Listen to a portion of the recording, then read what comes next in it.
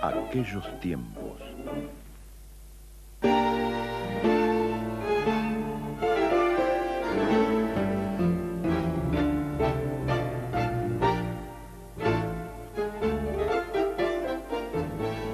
Irrevocablemente, las paredes que ayer se levantaran de apuro, jugándole una carrera a la creciente del río, hoy se resisten indemnes frente al correr de los años y a los flashes de las cámaras en manos de turistas extranjeros.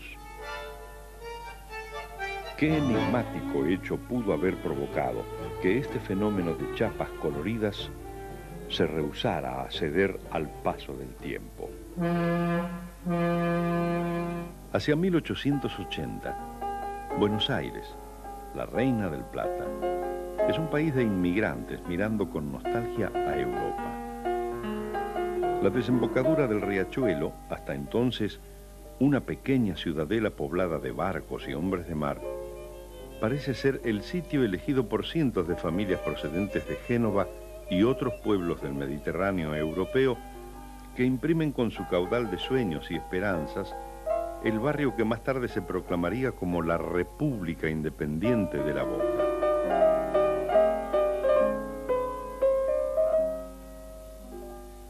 La Boca se perfila como el barrio con índice de pobreza más elevado de la capital federal.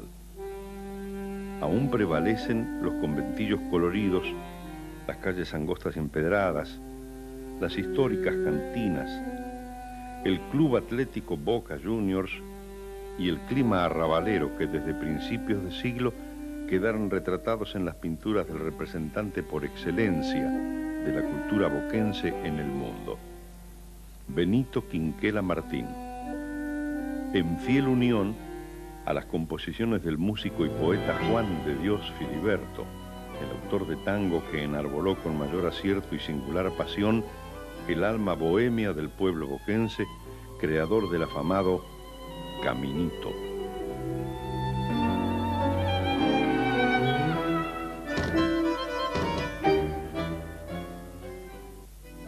Frente a tal pintoresco paisaje, se alza otro que, aunque menos colorido, contiene asimismo una significativa porción de historia en torno al riachuelo.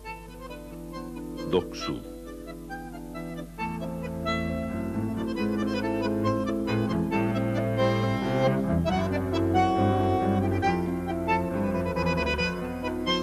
En las aguas contaminadas del riachuelo que se extiende solemne bordeando al barrio, igual que en el siglo pasado, parten como ayer pequeños botes de remos que cruzan gente de una orilla a la otra por algunas monedas. Hoy un paseo típico para visitantes. Al cruzar el estrecho pasaje, quienes experimenten este viaje advertirán sobre el agua el reflejo estático de una gigantesca estructura que se alza, ilustrando una de las siluetas que definen a la Boca desde su construcción. Un monstruo oscuro desafía firme lo que otros son solo rastros del pasado. El transbordador Nicolás Avellaneda. El viejo puente transbordador Nicolás Avellaneda reposa en la quietud del abandono de una Buenos Aires que a diario se nutre de las más modernas edificaciones, acaso a tono con los tiempos que le avienen. La imponente y magnífica construcción erigida en medio del riachuelo es el marco de la postal del olvido, la puerta a un rincón del río que empapa con su crónica a la histórica esquina de la capital. Paradójicamente, a la fidelidad que guardan los habitantes de esta patria chica, a la cultura atemporal que impregna la Boca, es notable que la historia del viejo transbordador sea de las menos conocidas por quienes a diario perciben su presencia en estado de abandono. No así quien fue testigo de esos años de servicio y protagonismo en las necesidades de los habitantes, conservan la imagen del puente glorioso, artífice de una prometedora alianza entre la capital y la provincia, y, por qué no, de la realización del sueño impedido por el paso de las aguas. Nací aquí en La Boca. Mi padre era carbonero, con la cuadrilla al hombro, carro y caballo, viejo de acá de La Boca. Y teníamos que hacer el cruce del riachuelo sobre el transbordador, sobre el viejo puente, donde estaban los carros y caballos, los viejos cadeneros. Tremendo trabajo. Hacíamos el reparto. Toda la isla Maciel, todo el Docsú, de papa y de carbón, las cuadrillas, de las bolsas de carbón, de 5 kilos, de 10 kilos, cebollas. Y dura la vida, la mañana temprano. Y bueno, cuando entrábamos en el transbordador, en el viejo puente, entraban 2 carros digamos, de 3 caballos cada uno.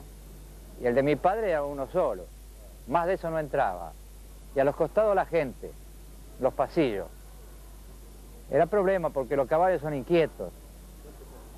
Y era un problema ubicarlos. El puente le decían. No le decían transbordador. Era el puente. Para la gente era el puente. De acá para allá y de allá para acá. Era una aventura cruzar, era muy lindo. Ojalá lo pusieran en práctica ahora, que me dijeron que es muy posible lo pongan en práctica. Vamos a ver si se llega a concretar eso, ¿no? Porque sería muy lindo para la juventud de poder cruzar ese puente para que tenga una linda experiencia. Inaugurado oficialmente bajo el gobierno de Sáenz Peña, un sábado, 30 de mayo de 1914, mientras en otras partes del mundo se enfrentaban las potencias europeas que daban inicio a la Primera Guerra Mundial. El transbordador aspiraba a una eminente misión: unir la capital con la isla Maciel, tal como lo informara el diario La Nación en una crónica que publicó entonces a causa del evento, donde informa textualmente: esta tarde fue inaugurado, ante numerosa concurrencia, el puente Nicolás Avellaneda, así bautizado en homenaje al gran estadista que forjó el crecimiento de la provincia. Otro artículo informa que durante el acto de inauguración hizo uso de la palabra el señor Julián Pérez, presidente de la Sociedad de Fomento de la isla Maciel, en nombre de la cual se descubrieron 2 placas de bronce con la figura en relieve de Avellaneda. Dichas placas fueron extraídas y no se lucen en la actualidad. En dicho acto hubo una larga espera hasta que el transbordador pudo ponerse en funcionamiento por falta de corriente eléctrica. Cuando por fin fue puesto en marcha, inició su recorrido con tal mala suerte que la barquilla solo se desplazó desde el muelle de la isla Maciel hasta el de La Boca sin efectuar su camino de retorno.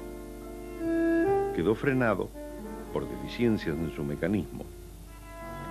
Aún así, fue de gran conmoción para la gente que hasta entonces, los trabajadores del lado de Docsud, obreros de la carbonera, los astilleros, la usina Cate y el frigorífico Anglo que reunía 17.000 obreros, debían cruzar este tramo de riachuelo en bote y los tranvías no tenían acceso directo. Se entregaron medallas de oro, plata y bronce a quienes concurrieron a la ceremonia.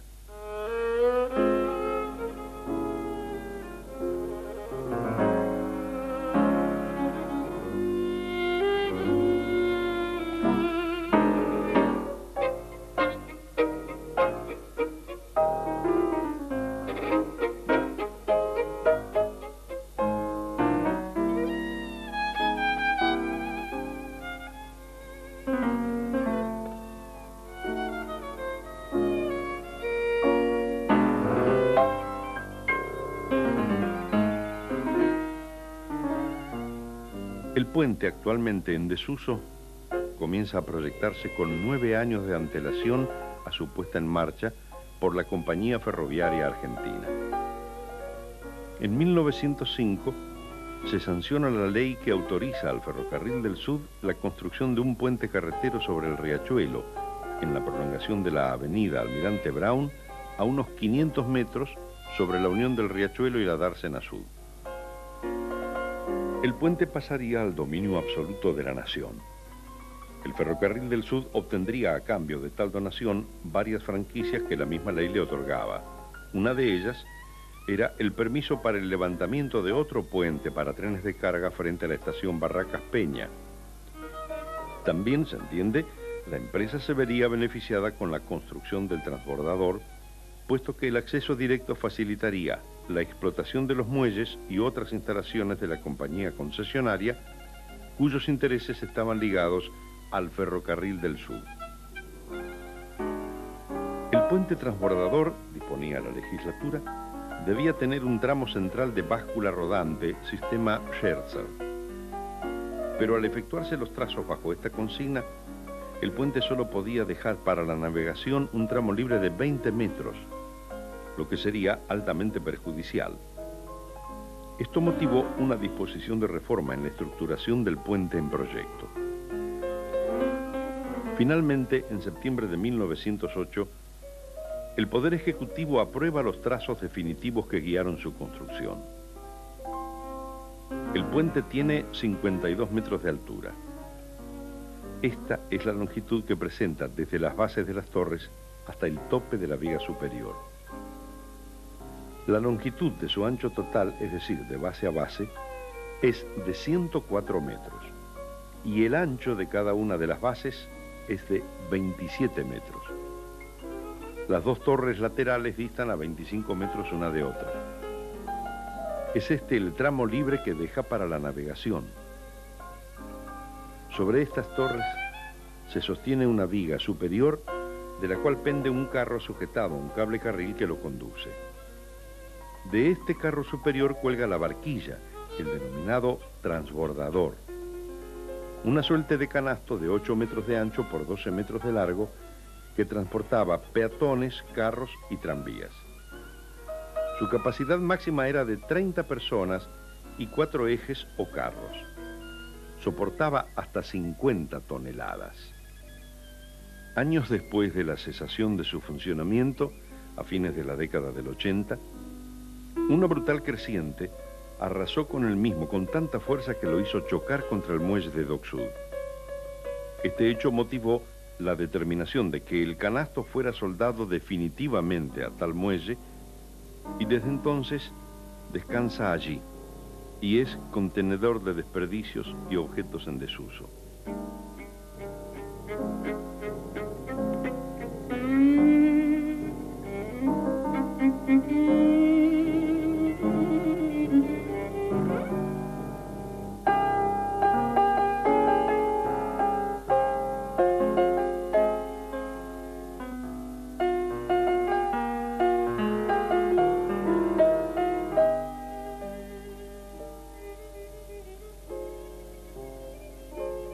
En el mismo se sitúa la cabina desde la cual se activaba su marcha.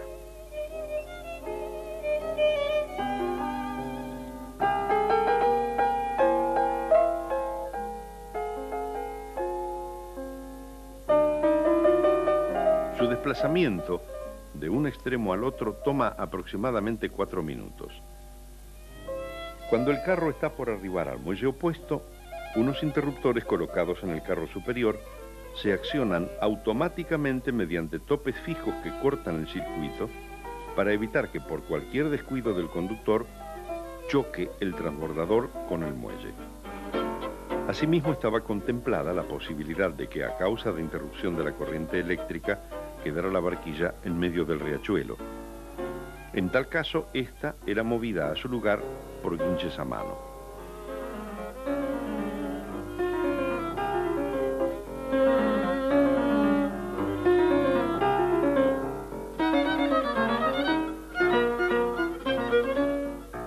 Los vecinos que habitaban las casas más aledañas a don Nicolás Avellaneda solían escuchar el crujir de los engranajes cada vez que el transbordador iniciaba su marcha.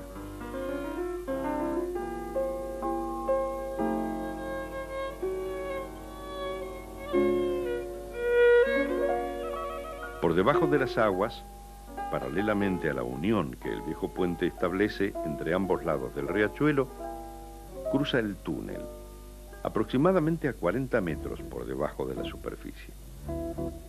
Por allí pasaban las tuberías de gas y cables eléctricos que iban de provincia a capital. Dicho túnel tenía acceso por las casillas que se observan a pocos metros de cada torre. Hoy el túnel se halla inhabilitado y las tuberías que cumplen en la actualidad dicha función se amoldan a la estructura del puente, visibles en el amarillo que las contrasta del óxido.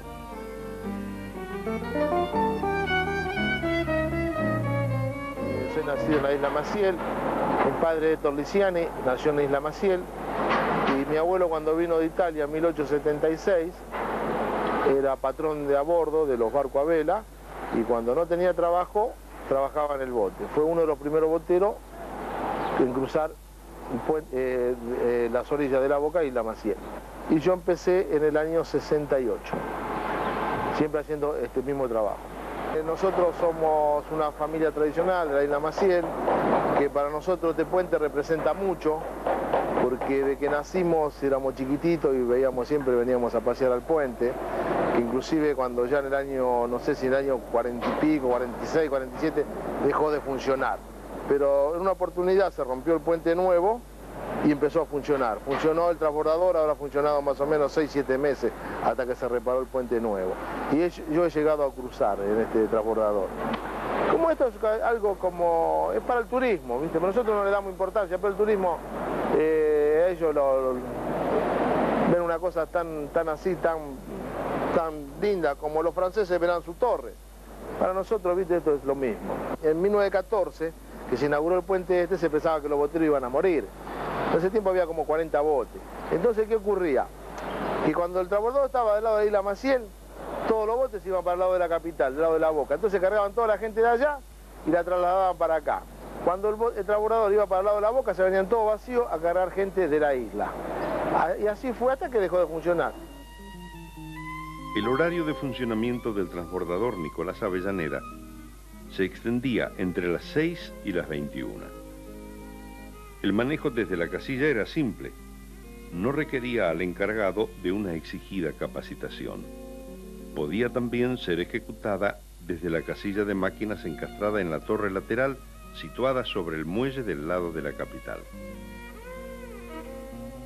La construcción del puente transbordador Nicolás Avellaneda requirió de 3 años aproximadamente.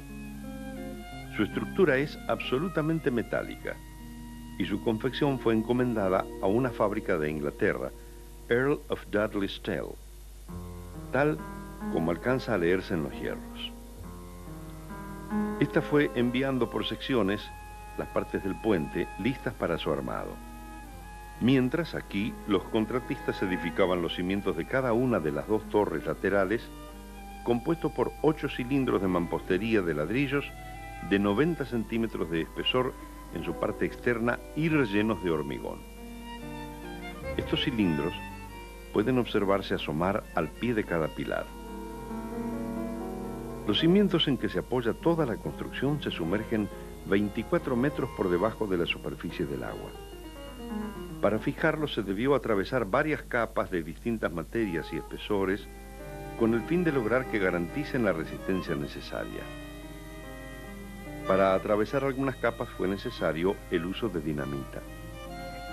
La misma era colocada debajo del azuche y se la hacía explotar eléctricamente. La explosión resquebrajaba el terreno y permitía descender al cilindro. Para el caso se prefirió la contratación de inmigrantes sin familiares por el peligro que implicaba la riesgosa construcción. Tal es así que se lo llamaba el Puente de la Muerte.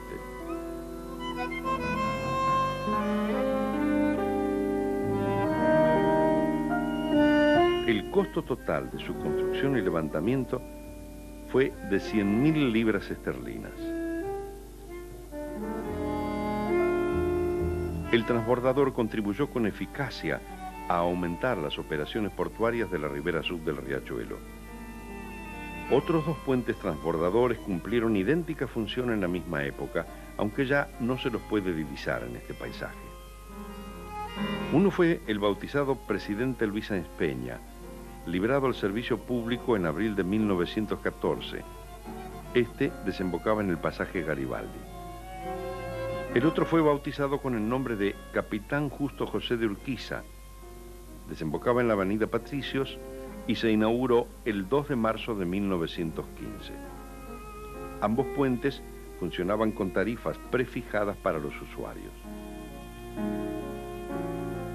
Y en la actualidad, solo persisten 3 transbordadores de estas magnitudes en todo el mundo. Uno en Newport, el otro en Newcastle, al norte de Inglaterra, y el Nicolás Avellaneda.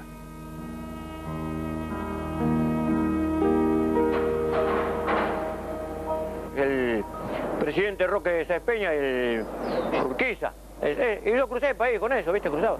5 centavos te cruzaban ellos ahí. Te venía con la cartera al hombro, un boletito te daba y cruzaba el puente. Este no, este fue siempre gratis, ¿viste? Cruzamos con un caballo, sí, y había que estar atento, porque, ¿viste? Se espantaban siempre, porque como se movía esto, ¿viste? Era movedizo cuando cerraba el de arriba, que cerraba el coso, la cadena, ¿viste? Se marchaba y se movía medio, ¿viste? Y andábamos ahí. Porque venían algunos, ¿viste? Que eran con 2 caballos tronqueros y el cadenero, que eran con las lanzas, esas chatas. Y 3 o 4 carros iban, después, ¿viste? Subían también algún sulky que cruzaba. ¿Los pasajeros cuántos? Los pasajeros iban de aquel lado. No, y que ellos llegaban a pasar 50, 60 personas por un viaje más, un poco menos, ¿viste? Iban y venían, sí. 2 minutos iba, más o menos, he cruzado. Tenía que estar atento, ¿viste? Porque que no cruzara algún barco, como en ese tiempo andaban mucho los remolcadores de Dodero, era el tráfico de barco había, porque pasaba un barco grande. Parece ver otra vez volver a la infancia, ¿viste? Porque tengo fotos en casa todavía cuando estaba casi todo bien pintado de negro y todo, ¿viste? Diversos son los relatos que se han fomentado a partir de dichos de improbables vertientes transcurridos durante su funcionamiento. Se cuenta, por ejemplo, que el día de la inauguración oficial, quien fuera su primer operador, Enrique Austhofer, cayó al agua en un descuido y tuvieron que socorrerlo marineros de la prefectura. También se cuenta que durante su construcción y tras un inconveniente suscitado con una de las piezas que vaticinó un posible error en su diseño, uno de los ingenieros responsables de los trazos subió hasta la viga superior del puente y se arrojó al agua, acongojado por la más tarde desmentida frustración del proyecto.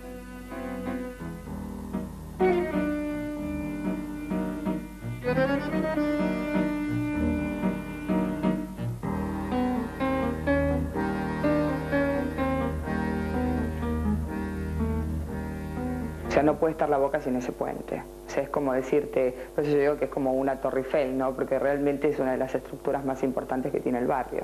Es pensar un poco en ver reflejado toda una época que se vivió en el barrio, porque ese puente precisamente fue creado cuando toda la revolución industrial estaba haciendo auge en esta zona, en la zona sur. O sea, era una época de mucha intensidad de trabajo, mucha actividad portuaria. Entonces este puente favoreció mucho todo eso. Que la gente ve esa plancha ahí detenida, no tienen ni idea. Ellos piensan que la gente sube el puente, pasa por arriba y baja nuevamente, y no es así. Era una plancha que se desplazaba de una margen del río al otro por rieles. En cambio, el otro puente paralelo se levanta como un ascensor a 47 metros del nivel del río, permitiendo el paso de los grandes barcos, que obviamente ya igualmente no pueden ingresar por la autopista 25 de Mayo que va a La Plata, porque no tiene la suficiente altura. El puente Nicolás Avellaneda, el otro, creo que la última vez que lo vi abierto fue cuando Puenzo filmó la película La Peste. Esa coproducción que se hizo, bueno, ahí se abrió el puente, pero esa fue una excepción de la regla. Ahora está tomando un poco más de auge el cine, pero antiguamente La Boca era un punto clave para las filmaciones. El viejo transbordador resultó ser escenario elegido por múltiples cineastas argentinos para rodaje de sus películas. Su óxido de antaño es el único ocre inmóvil que no logra compensar el resto del paisaje multicolor, más que con un toque, eso sí, una pincelada persistente. Es así que su cuerpo puede divisarse en producciones.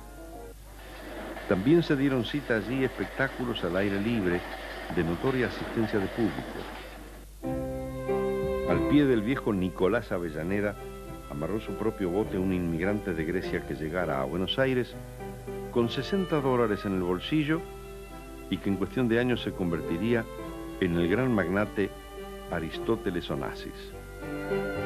También, en 1983, fue visitado por el oceanógrafo Jacques Cousteau.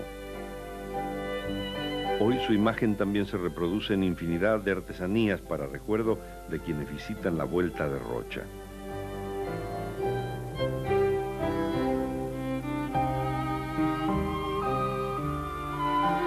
Ese puente pasó desapercibido muchísimas veces para mí, pero digamos, una vez que nos metimos en el tema y uno va conociendo la historia de esa estructura, de las horas que llevó la construcción, la época del país en que fue montado, uno va mirándolo de otra manera.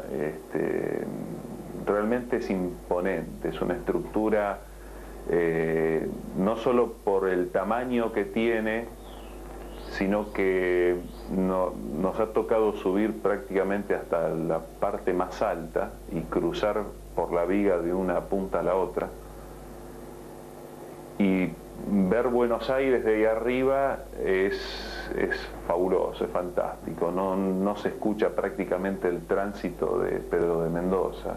Es realmente para nosotros que, digamos, si bien tenemos construcciones de todo tipo de maquetas, cuando nos contratan para este trabajo realmente fue apasionante porque hoy para nosotros el Puente de la Boca lo miramos de otra manera, ¿no? Un puente con historia, un monumento que realmente trasciende el horizonte de Buenos Aires, ¿no?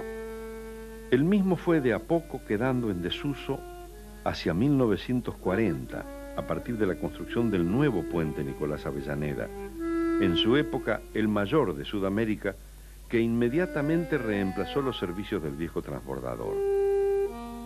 En principio, transbordador y levadizo. Luego, a partir de la década del 80, su transbordador deja de funcionar y queda destinado exclusivamente al circuito vehicular. Ya no contempla, por ejemplo, el cruce de personas discapacitadas que, de otra manera, el transbordador hacía posible. Mucho después vino la autopista, y con esta infinidad de vehículos cruzan a diario el riachuelo y pasan a metros del viejo transbordador, ignorando tal vez la enorme fracción de historia que yace en esos hierros que el tiempo herrumbró. Hoy, el puente transbordador Nicolás Avellaneda está decretado Patrimonio Cultural de la Nación. Pero los honores no son navales. Es sutil ironía que un puente nacido en una ciudadela forjada y poblada por obreros y destinado al uso de los mismos, se encuentre hoy rodeado de obreros que a su pie maniobren arreglos. Si bien aún no lo tocan, se alertan futuros cambios todavía no dilucidados en aras de acrecentar la atracción turística. Restaurantes, ascensores, miradores.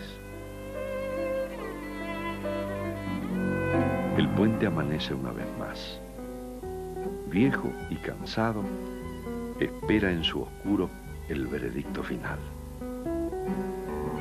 Hoy delegado a la tarea menor de mantener en lo alto propagandas de campañas políticas, acaso con la esperanza de resurgir en la memoria de aquel que prometa una reivindicación de nuestros patrimonios culturales. Oxidado, sereno, reposa en la nostalgia de un pasado festivo que acunó las esperanzas de inmigrantes y requiere un destino que lo restituya del abandono. Observado que todo ángel de la Boca tiene amparo de una magia que combate al olvido. La solidez y la fuerza mismas que impiden su desarme o derrumbamiento, le permiten transcurrir y más allá de su impredecible porvenir, se apoya en una naturaleza sublime. El propósito primero que anima toda realidad de fierro, levantar un puente, sería entonces construir un páramo infinito, una invitación al cielo, un acercamiento al arriba, donde hay aire y más espacio, donde el tránsito es tranquilo, donde cruza la gente, donde van y vienen los sueños y el tiempo inefable. El futuro asoma radiante y con brillo, pero empaña el pasado cuando pisa tosco la pieza oxidada que, aún vencida, puede pulir la memoria.